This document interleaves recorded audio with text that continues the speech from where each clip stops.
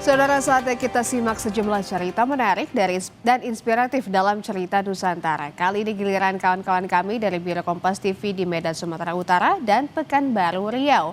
Sudah bersiap jurnalis Kompas TV Emir Syahpurba dan juru kamera Roganda Malau di Medan, serta Muhammad Rizky dan juru kamera Sawino Ardi di Pekanbaru, Riau. Pertama-tama kita ke Medan terlebih dahulu, saudara. Emir, ada cerita menarik apa dari Medan? Devi dan juga saudara dari Kompas TV Biro Medan, ada dua informasi yang akan kami sajikan pada Anda dalam segmen cerita Nusantara siang hari ini. Informasi pertama, saudara, Museum Al-Quran di Sumatera Utara jadi salah satu tempat alternatif bagi warga kota Medan dan sekitarnya untuk menghabiskan waktu di bulan Ramadan. Di museum ini warga dapat melihat koleksi mushaf dan mendapatkan edukasi tentang Al-Quran dan peradaban Islam. Berikut informasinya untuk Anda.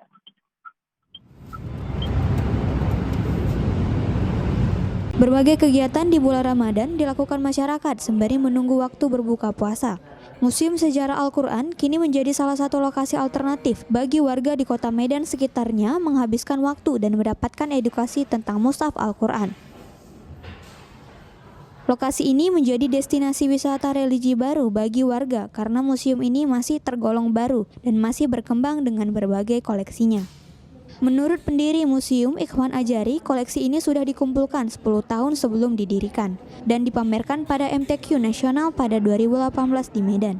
Dan museum ini didirikan untuk membuktikan Sumut memiliki banyak mushaf yang berkaitan dengan warisan sejarah Islam yang selama ini dianggap tidak ada.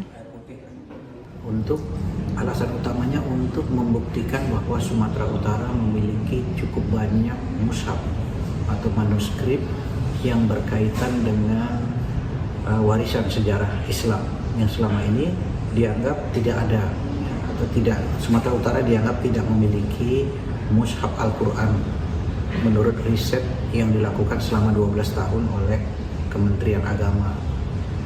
Karena saya tidak percaya, maka saya berusaha untuk membuktikan bahwa Sumatera Utara punya mushaf, punya manuskrip yang memperlihatkan jejak peradaban Islam yang cukup tua.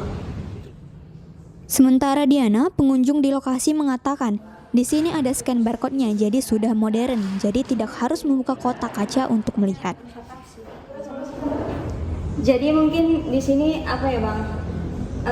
Karena ada scan kodenya itu jadi mungkin udah lebih modern lah ya kan. Jadi kalau kita misalnya mau melihat mushaf, kita nggak harus buka apa nih kacanya ini dulu, jadi kita udah bisa buka HP gitu lah. Museum ini menawarkan berbagai macam mushaf Islam kuno yang dikumpulkan pendiri sekaligus ketua yayasan Dr. Phil Ikhwan Ajari sejak tahun 2007. Museum ini memiliki 70 koleksi manuskrip kuno Al-Quran yang bisa dilihat oleh pengunjung. Seluruh koleksi mushaf Al-Quran yang disimpan ditemukan di Sumut. Setiap mushaf memiliki motif yang unik yang mewakili setiap daerah dengan ikon tersendiri, seperti motif Melayu Pantai Timur, motif Simalungun, dan motif bunga matahari.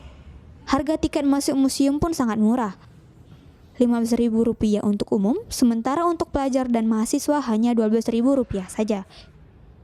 Tim Liputan Kompas TV, Medan, Sumatera Utara.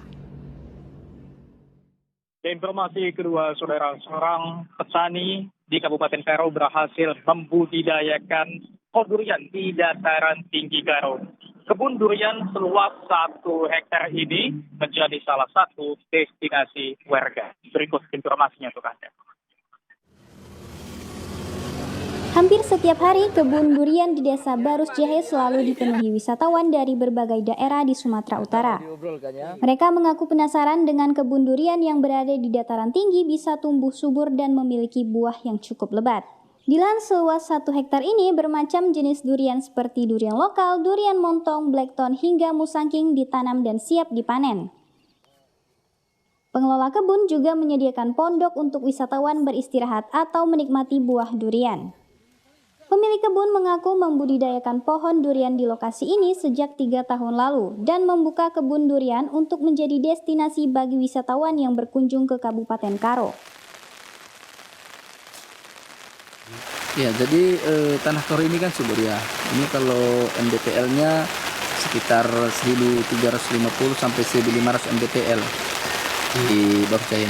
Jadi ini dataran tinggi, yang cukup dingin. Baru kali inilah kira-kira berbuah durian.